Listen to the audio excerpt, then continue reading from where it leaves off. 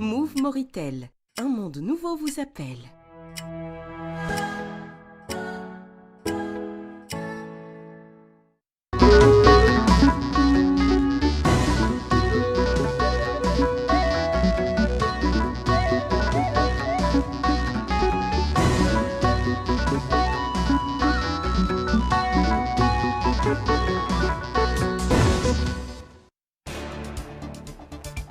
Le président de la République félicite la famille de la presse à l'occasion de la Journée mondiale de la liberté de la presse.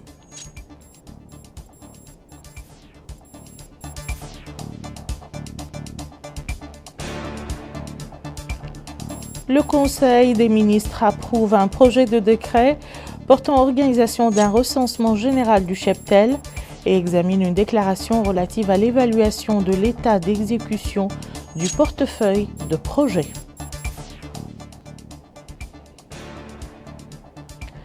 L'Assemblée nationale adopte lors d'une séance plénière tenue ce matin l'accord de prêt pour financer le projet d'interconnexion électrique Mauritanie-Mali.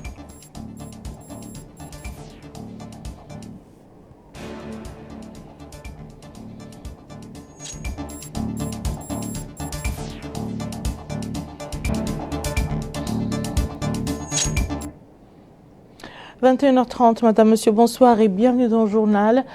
Le président de la République, M. Mohamed Ould-Cheikh El-Ghazouani, président de l'Union africaine, a adressé aujourd'hui le message de condoléances qui suit à son Altesse Cheikh Mohammed Ben Zayed Al Nahyan, président de l'État des Émirats arabes unis, à l'occasion du décès de son Altesse Cheikh Tahnoun Ben Mohammed Al Nahyan. Altesse Cheikh Mohammed Ben Zayed Al Nahyan, président de l'État des Émirats arabes unis et chers frères, nous avons appris avec beaucoup de peine et de tristesse la nouvelle du décès de feu son Altesse Cheikh Tahnoun Ben Mohammed Al Nahyan, représentant du souverain dans la région d'Al Ain. En cette triste occasion, j'adresse à votre Altesse et à travers vous au gouvernement et au peuple des Émirats arabes unis mes sincères condoléances et ma compassion. Priant Allah le Tout-Puissant d'accorder aux défunts sa miséricorde et de vous inspirer patience et réconfort. Wa inna lillahi wa inna ilayhi raji'un. Veuillez agréer Altesse, chers frères, l'expression de ma très haute considération, votre frère Mohamed Ould-Cheikh El-Ghazouani, président de la République islamique de Mauritanie, président de l'Union africaine. Le président de la République, M. Mohamed Ould-Cheikh El-Ghazouani, a félicité dans un tweet publié aujourd'hui tous les membres de la famille et de la presse à l'occasion de la Journée mondiale de la liberté de la presse qui coïncide avec la journée du 3 mai de chaque année.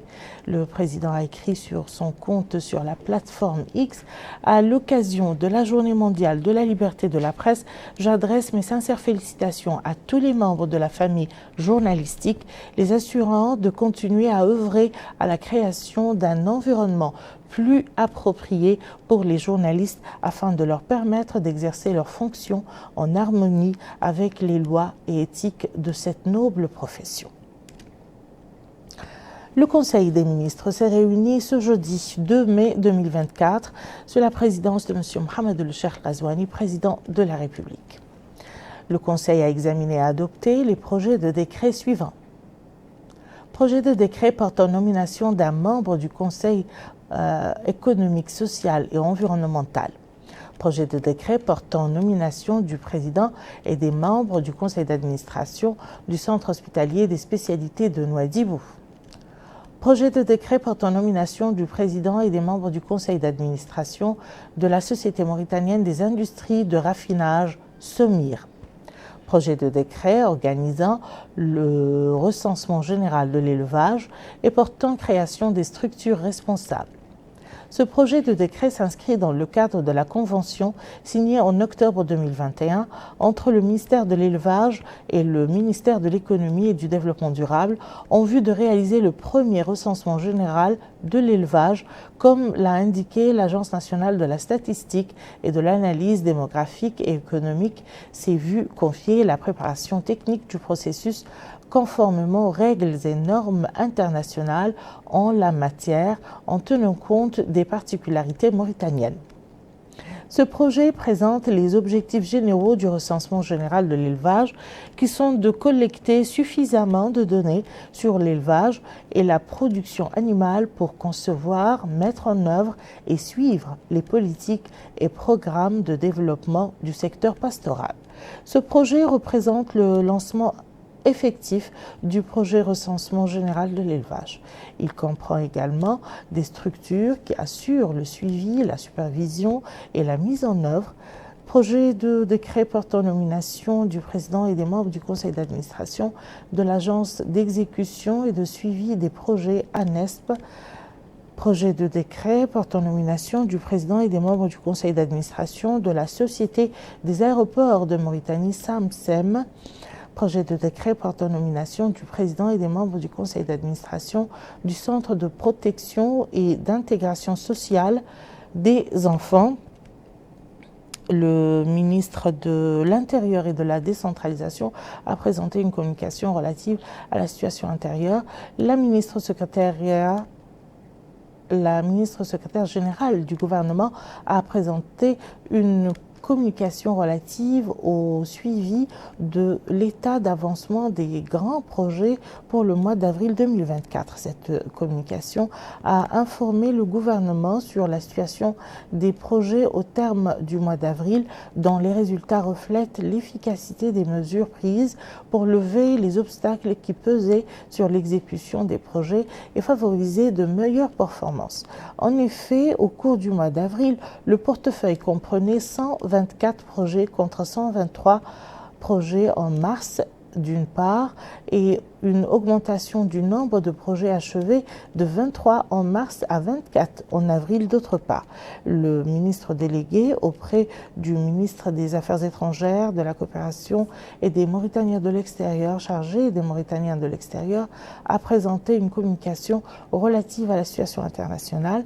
Enfin, le Conseil a pris la mesure individuelle suivante: ministère des Finances, Administration centrale, Direction générale des impôts, Direction des entités publiques, directeur Hamadi Ould Haddou, inspecteur de cadastre et des impôts, précédemment chef département du contrôle fiscal au projet gazier Grand Tortue Ahmeyim.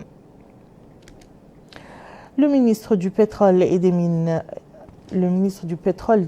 et de l'énergie, porte-parole du gouvernement, et le ministre de l'élevage ont commenté lors d'une conférence de presse tenue cet après-midi les résultats de la réunion du Conseil des ministres de ce matin. Le point avec Ed Alifal.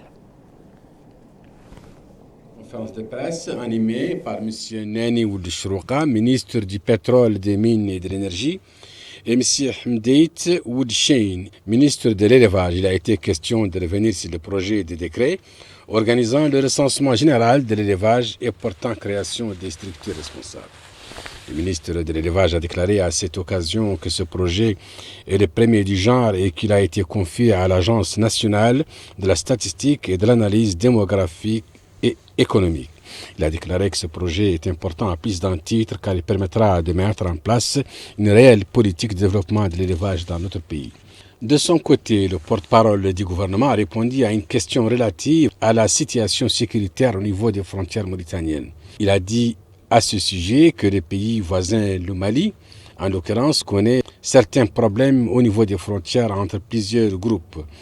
Nous devons aussi savoir, a dit le ministre, que ces zones frontalières sont toujours difficiles, surtout lorsqu'il s'agit de frontières au niveau desquelles se déplacent les populations.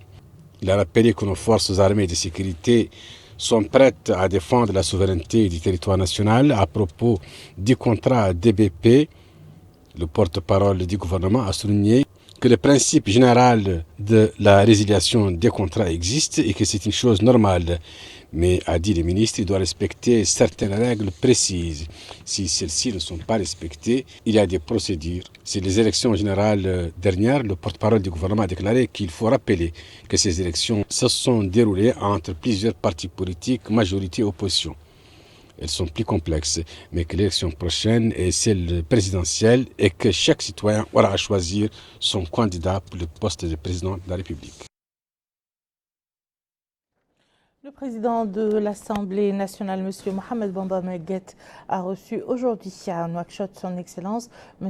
Evaldo Ferrer, ambassadeur de la République fédérale du Brésil, accrédité en Mauritanie. Les entretiens ont porté sur les relations de coopération existant entre la Mauritanie et le Brésil et les voies et moyens de les renforcer, notamment dans le domaine parlementaire, au lendemain de la création du groupe parlementaire d'amitié Brésil-Mauritanie. Au cours de cette audience, le diplomate brésilien a plaidé en faveur d'une redynamisation de la coopération mauritano-brésilienne, d'autant plus facilitée par le fait que le président de la République, Mohamed El-Cheikh Ghazouani, assure la présidence de l'Union africaine et son homologue brésilien, Luis Ignacio Lula da Silva, préside le G20. Les entretiens se sont déroulés en présence du député Mohamed El Mokhtar Mohamed El Hassan, président du groupe d'amitié Mauritano-Brésil à l'Assemblée nationale.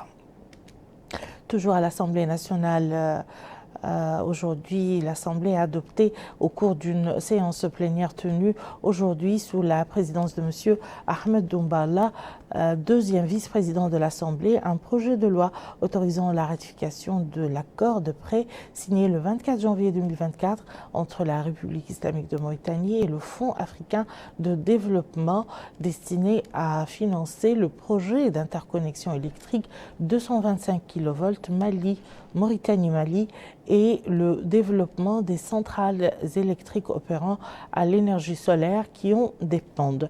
Melika Narli nous en dit plus.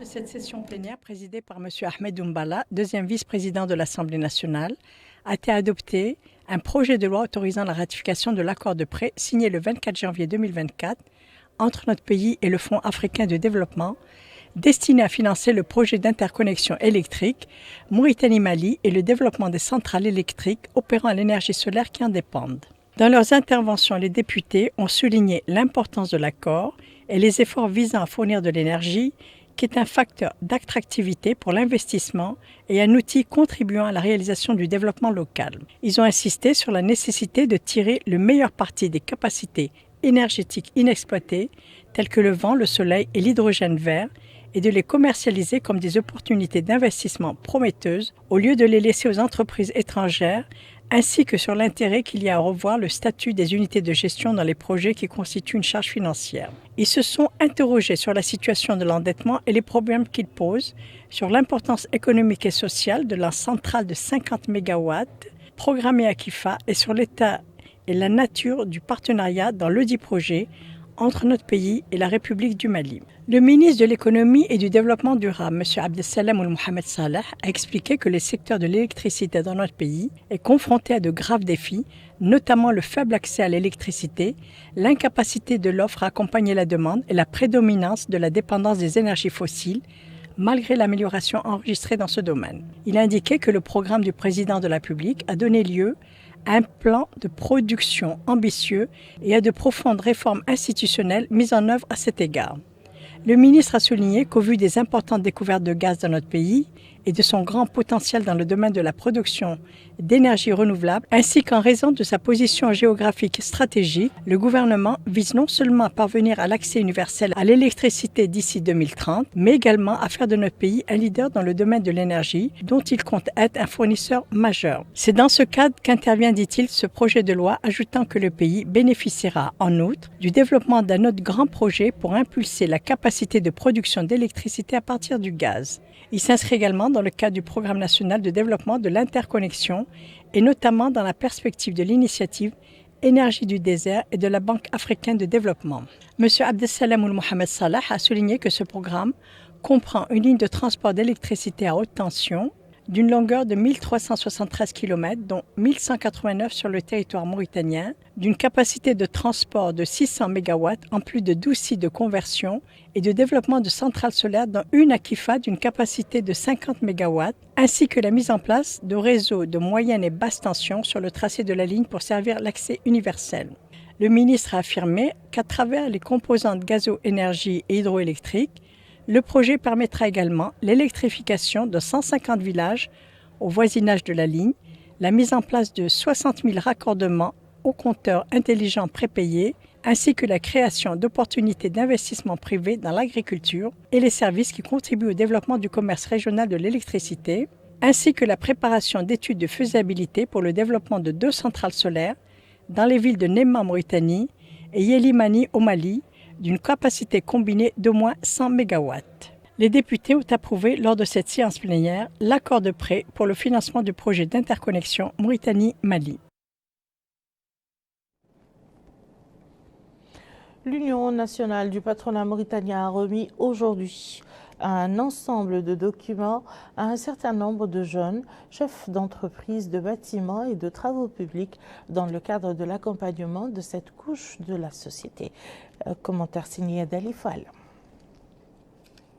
Dans le cadre de son accompagnement à l'action du gouvernement dans le domaine de l'emploi des jeunes, le patronat mauritanien soutient la politique de l'emploi des jeunes par l'attribution de ces structures dans les domaines du bâtiment et des travaux généraux au profit de 1000 jeunes.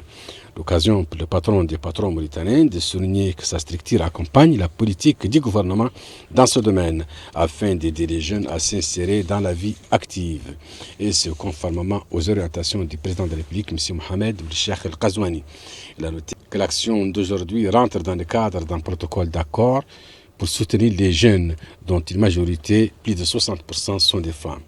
L'Agence nationale pour la promotion des investissements est considérée comme un partenaire important dans le cadre de cette politique. Le responsable de cette agence, à cette occasion, a déclaré que l'agence est heureuse de voir ce protocole se concrétiser sur le terrain. Les bénéficiaires n'ont pas manqué l'occasion de dire leur satisfaction. Nous allons à présent au Brakna et plus précisément à Aleg, où le commissaire aux droits de l'homme, à l'action humanitaire et aux relations avec la société civile, M. Cheikh Ahmedou Ahmed Salem El-Sidi, a signé aujourd'hui des conventions de partenariat avec les présidents des comités de gestion bénéficiant du programme de financement des pôles de développement intégrés au titre de l'année 2024. 25 localités et villages des wilayas du Trarza, du Gorgol, du Brakna, du Guidimara, de l'Adrar et de l'Inchiri bénéficient de ce programme. Bokar Boylaba. Les partenariats ont été signés par 2 entités. Le commissariat aux droits de l'homme, à l'action humanitaire et aux relations avec la société civile et les comités de gestion bénéficiant du programme de financement des pôles de développement intégrés au titre de l'année 2024. Et c'était en présence des autorités administratives du Brakna. Et à cette occasion, le commissaire aux droits de l'homme, à l'action humanitaire et aux relations avec la société civile, Cheikh Ahmedou Ahmed Salem El-Sidi, a indiqué que le programme comprend le financement de magasins collectifs, des points de vente de gaz butane, d'abattoirs, de boulangeries traditionnelles, de périmètres maraîchers et d'approfondissement des puits. Il a précisé que la 4e phase du programme national cible 6 wilayas, Brakna, Trarza, Gorgol, Guidimara, Adrar et Inchiri, pour un montant de 186 600 000 en Sénouguia. Cette intervention sera étendue à toutes les autres wilayas du pays. Il a rappelé que ce programme est au cœur des préoccupations du président de la République, M. Mohamed Cheikh El-Ghazouani, à travers le programme Taoudati, qui vise à éliminer toutes les formes d'inégalité, lutter contre la pauvreté et atténuer l'impact de la hausse des prix sur les groupes aux revenus les plus démunis. À son tour, l'adjoint au maire de la commune d'Aleg, Sidi Ahmed Oulelbou, s'est félicité de la mise en œuvre de ce type de projet de développement. Pour rappel, ce lot constitue la 4e phase d'un programme national qui vise à créer une dynamique de développement et soutenir les citoyens les plus vulnérables dans les zones rurales et semi-urbaines dans 5 localités par wilaya.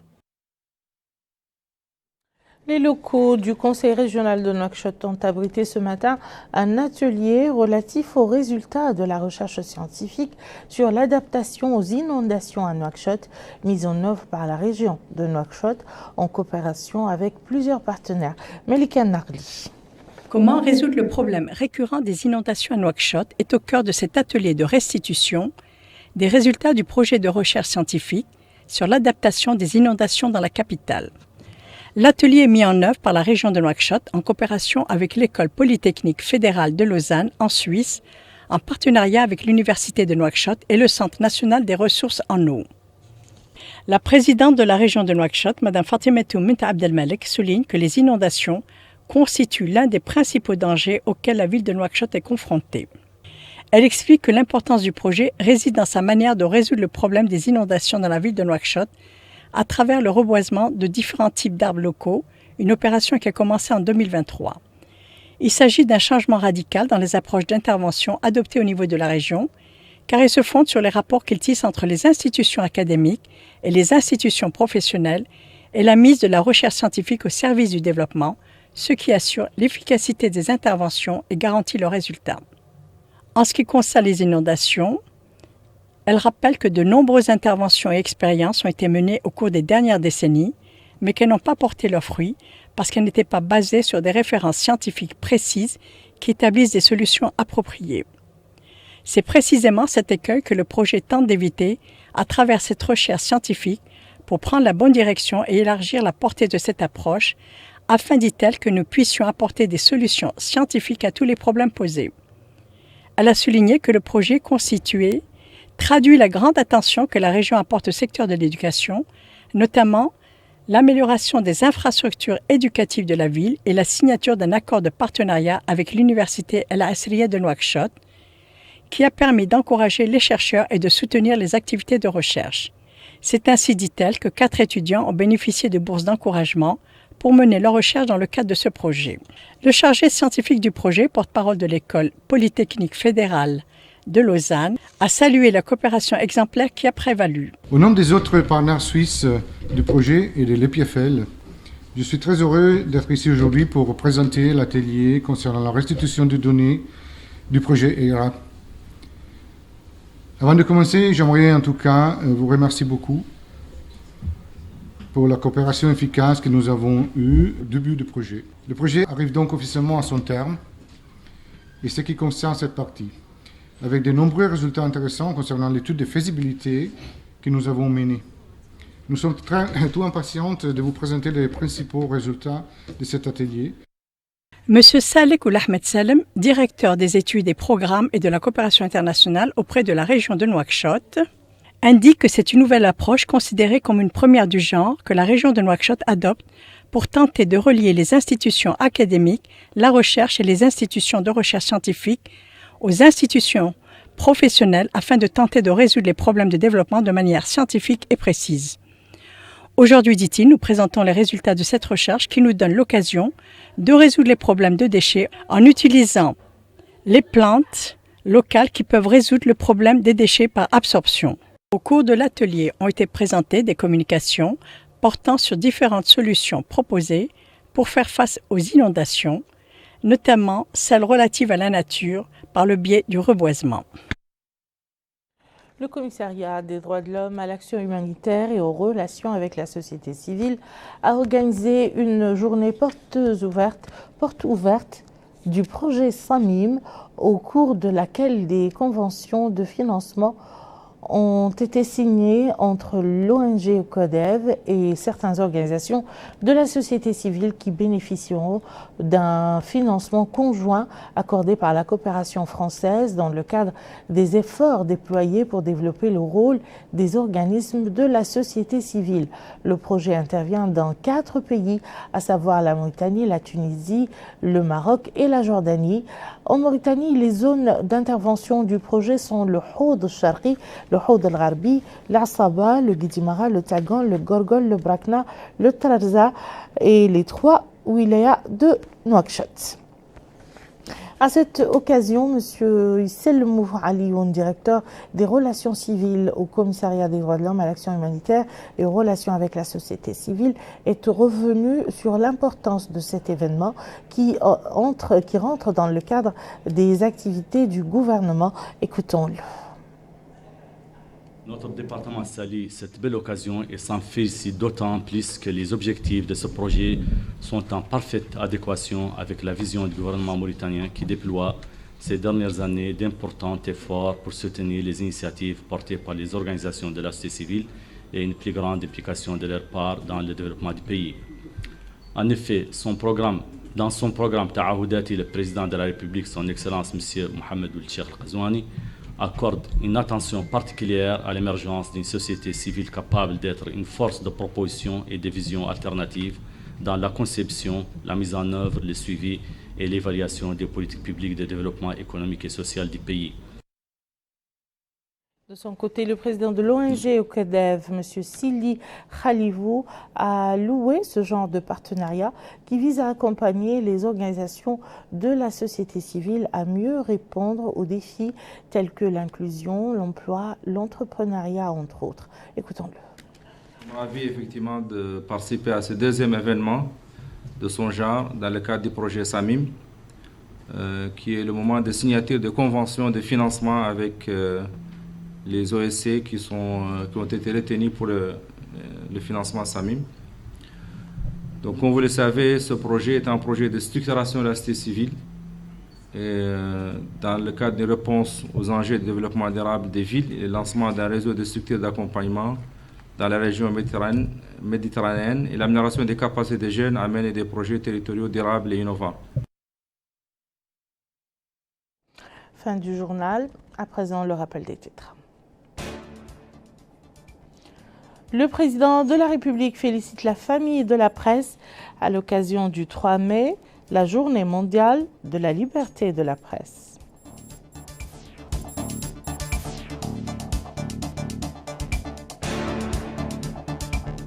Le Conseil des ministres approuve un projet de décret portant organisation d'un recensement général du cheptel et examine une déclaration relative à l'évaluation de l'état d'exécution du portefeuille de projet. Et l'Assemblée nationale adopte lors d'une séance plénière tenue ce matin l'accord de prêt pour financer le projet d'interconnexion électrique Mauritanie-Mali.